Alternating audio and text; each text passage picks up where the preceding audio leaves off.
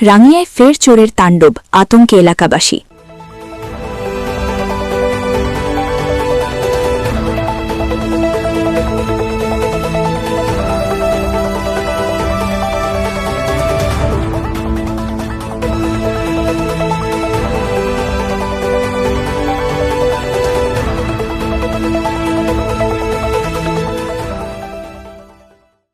রাঙ্গিয়া এলাকায় আবারও চুরির ঘটনা সামনে আসায় সাধারণ মানুষের মধ্যে আতঙ্ক ছড়িয়ে পড়েছে।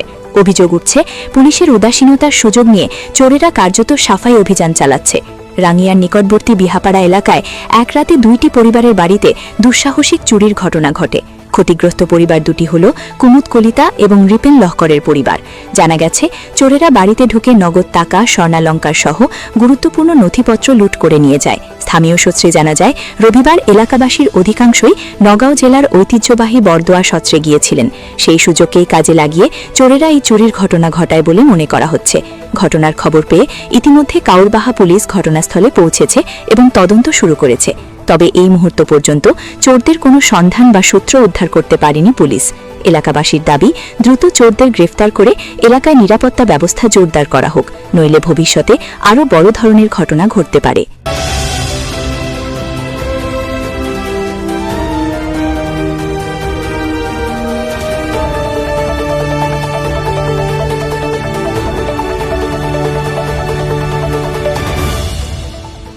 আমি ৰাতিপুৱা 5টামান নগৰত গৈছিলোঁ। আহি পেলাই চাওঁ যে মানে ঘৰৰ মানে মই নাছিলোঁ বাৰু, আমাৰ কাষত আৰু ঘৰ চুৰ হৈছে। মা আহি সোমাইছে, আজি আগফালে তালাটো ভাঙা আছে, সোমাই পেলাই মানে ইয়াত সোমাইছে। সোমাই পেলাই বেছি আমাৰ নাই না, ইয়াত খুলি পেলাই পইচা আছিল 8,000 টকা আৰু দেউতাৰ ডকুমেণ্টছ আছিল অলপ, ডকুমেণ্টছখিনি লৈ পেলাই পিছফালে দি মাৰি মানে হুপটো খুলি গিৰিল খুলি ওলাই গৈছে। মানে এতিয়া আমাক মানে কোন চুৰ এটা লাগে আৰু, কাৰণ তেনেকুৱাতো আৰু কেতিয়াবা হ'ব পাৰে না, সেইটো আৰু শাস্তি পাব লাগে। আজি কেনেকে গম পালে যে তোমালোক তাত যাব বুলি? মানে আগৰ পৰা চাই আছিল নেকি? হ'ব পাৰে, আমাৰ 2 ঘৰ চুৰ হৈছে, আমাৰ আগৰ পৰা চাই থাকিব পাৰে আৰু আমাৰ গোটেই গাঁৱৰ মানুহ গৈছে। আৰু আমাৰ ঘৰতো কোনো নাছিল, মা আৰু ময়ে থাকো সেনেকৈ। আৰু পইচা কিমান নিলে? পইচা 8,000 মান আছিল বোলে, দুইটা পইচা। এই ব্যক্তি আছে, ৰঙা ব্যক্তি এইটো দুইটা ইয়াতে জমা কৰিছে। 24 তাৰিখে ৰাতি যোনটো ঘটনা হৈছিলে, প্ৰায় আমি যোনখিনি CCTV ফুটেজ চালোঁ বা আমাৰ যিমানখিনি তদন্ত আহিলে, তাতে প্ৰায় 3টামান বজাত তেওঁলোকক ঘৰত এণ্ট্ৰি কৰিছিলে আৰু 3:18 তেওঁলোক মানে ডকাইতি কাণ্ডটো কৰি ওলাই গৈছিলে। টোটেল তাতে 5জন মানুহ আছিলে। এইটো পূৰা প্ৰি প্লেন কৰি থৈছিলে তেওঁলোকে এই গোটেই ডকাইতি কাণ্ডটো। আৰু এতিয়া আমি 2জনক এপ্ৰিহেণ্ড কৰিছিলোঁ, যোনকেইজন মাষ্টাৰ মাইণ্ড আছিলে। এজন হ'ল আপোনাৰ উমৰ আলী, তেখেত চামুগুৰি PSO আণ্ডাৰত তেওঁৰ ঘৰ, আৰু এজন মিণ্টু মল্লিক অব্লিক হুছেইন, তেখেতৰ ঘৰ আমাৰ আমিনপট্টি ৰেলৱে ষ্টেচন লাইনত নগাঁও টাউনৰ ওপৰতে আছে। আৰু ইয়াতে আমি বহুত হিউমেন আৰু টেকনিকেল ইণ্টেলিজেঞ্চৰ ইনপুটৰ মতে আমি এই ডকাইতি কাণ্ডটো ক্ৰেক কৰিছোঁ।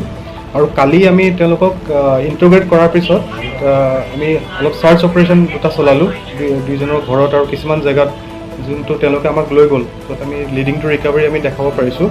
তাতে আমাৰ এজনৰ তাত আমি 20,500 আৰু এজনৰ তাত 24,500 পাইছোঁ।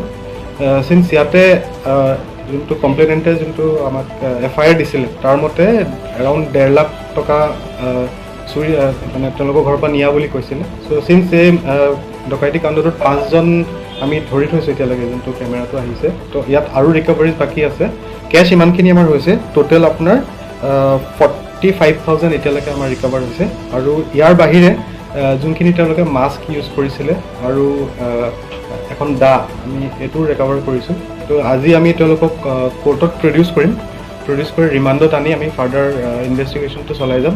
আৰু মই এইটো বস্তু জনাব বিচাৰিছোঁ যে এইটো ইণ্টাৰ ডিষ্ট্ৰিক্ট এটা গেং হয়, এইটো বেলেগ ডিষ্ট্ৰিক্টতো মানুহ আছে ইনভলভ। তো এইটো আমাৰ অপাৰেশ্যনটো চলি যাব, ইনভেষ্টিগেশ্যন। প্ৰফেচনেল ডকাইত ইয়াৰ ভিতৰত যোনজন উমৰ আলী আছে, তেওঁলোকে অলৰেডি শোণিতপুৰ ডিষ্ট্ৰিক্টত এটা ডকাইতি কাণ্ড কেইমাহমান আগত কৰি থৈছিলে, তেওঁলোক জেলতে আছিলে। আৰু বাকী মিণ্টু মল্লিকো আগতে মানে এটা ক্ৰিমিনেলে আছিলে। হয়, উমৰ আলী এনেই মানে চামুগুৰি হয় তাৰ ঘৰ, কিন্তু বৰগুলি তাতে চুলুমৰ আণ্ডাৰত থাকে। তাতে পাৰিছোঁ, আমি গোটেই গেংটোৱে ক্ৰেক কৰিছোঁ। যোনটো মই আপোনাক ক'লোঁ, আমাৰ human intelligence as well as technical তোমাৰ যোনখিনি আছে এই দুইটা মিলাই পেলাই আমি এইটো ট্ৰেক কৰিছোঁ। CCTV ফুটেজত আমি বহুতখিনি আমাৰ হেল্প হৈছে, কোনটো টাইমত তেওঁলোক ওলাই গৈছে, কোনপিনে পৰা গৈছে, এইখিনি পাই পেলাই আমি বস্তুখিনি ট্ৰেক কৰিছোঁ।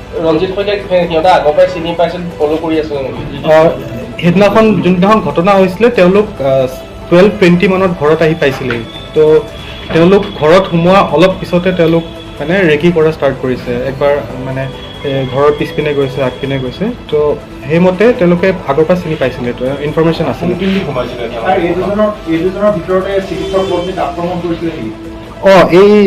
সেইটো একজেক্টলি আমি ভিতৰৰখিনি আৰু অকণমান তদন্ত কৰিব লাগিব। 5জনে ভিতৰত সোমাইছিলে, তো একজেক্ট কোনজনে কৰিছিলে এইটো এতিয়ালৈকে পুৰা ক্লিয়াৰ হোৱা নাই।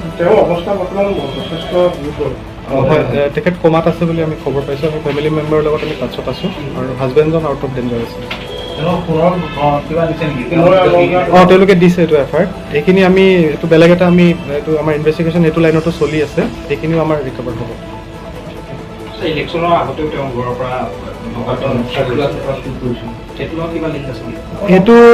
সেইটো আণ্ডাৰ ইনভেষ্টিগেশ্যন আছে, সেইটো থাকিব পাৰে। মেবি এইটো নিউজত অকণমান আহিছিলে, সেইটো কাৰণে তেওঁলোকে এইটো এটেম্প লোৱা বুলি আমিও এইটো সন্দেহ কৰিছোঁ। পইচাখিনি মানে চিজ কৰি পেলাই ট্ৰেজাৰীত আছে এতিয়া। তেওঁ মানে নাই লোৱা নাই।